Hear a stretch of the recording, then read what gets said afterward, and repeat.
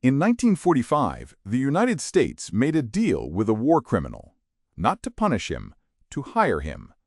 His name was Shiro Ishii, and what he built on the frozen plains of Manchuria became one of the darkest secrets of the 20th century. It was called Unit 731. Ishii was not some fringe figure. He was an army surgeon and rising military doctor who spent years lobbying his superiors that Japan needed a biological weapons program to match what he believed other world powers were secretly building.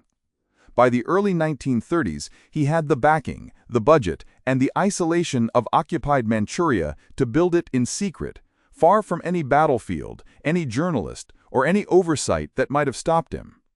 On paper, it was a water purification unit of the Japanese Imperial Army.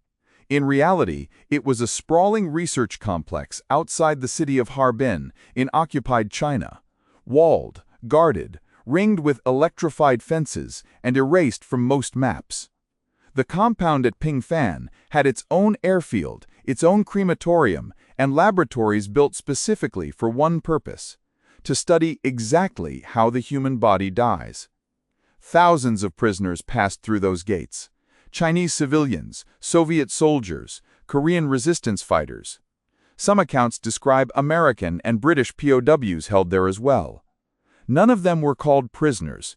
Unit staff had a word for them instead: maruta, logs, as in pieces of wood, to be used and discarded. For over a decade, doctors and scientists at Unit 731 conducted experiments most nations would call unthinkable. Prisoners were deliberately infected with plague, cholera, anthrax, and typhoid, not to find a cure, but to measure precisely how each disease killed, hour by hour. Others were taken outside in brutal Manchurian winters and doused with water until their limbs froze solid, so researchers could time exactly how long frostbite took to destroy living tissue and how much of a limb could be removed before the body gave out. Vivisections, surgery performed on fully conscious prisoners without anesthesia, were carried out so doctors could watch organs function in real time.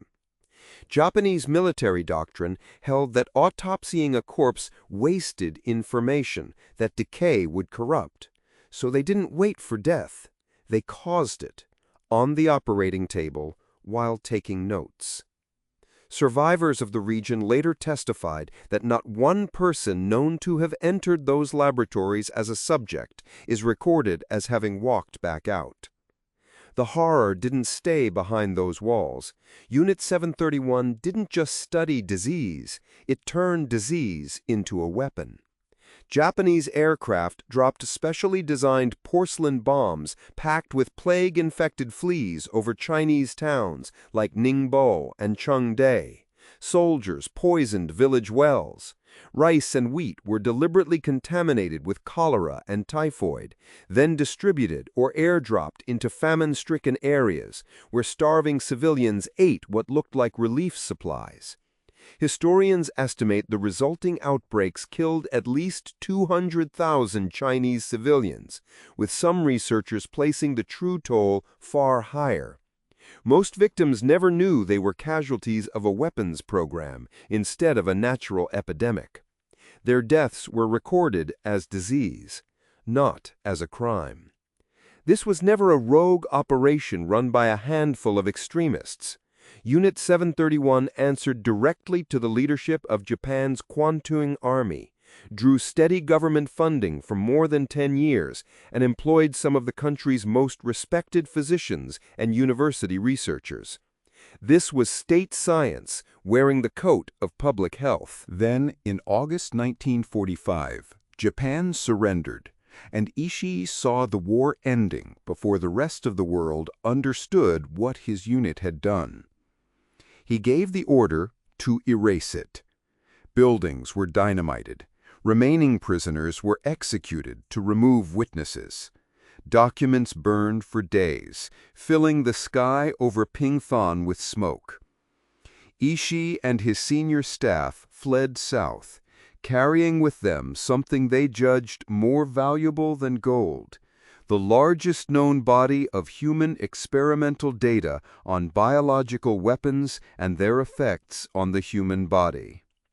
That data is exactly what saved them. When American occupation forces began investigating war crimes across Japan, they identified Ishii and his colleagues almost immediately as prime suspects. But U.S. military and intelligence officials made a cold calculation. Data like this, obtained through methods no ethical research program could ever legally replicate, was treated as strategically priceless in the opening years of the Cold War, as biological weapons research quietly ramped up against the Soviet Union. So a deal was struck, quietly, and kept classified for decades.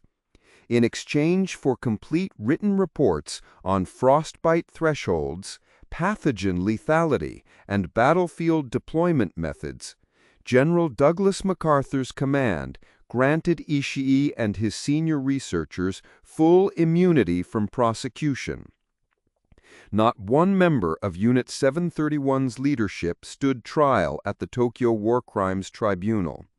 While lower-ranking officers convicted of conventional war crimes elsewhere in the Pacific were sentenced to hang, the architects of history's most extensive biological warfare experimentation program walked back into civilian life.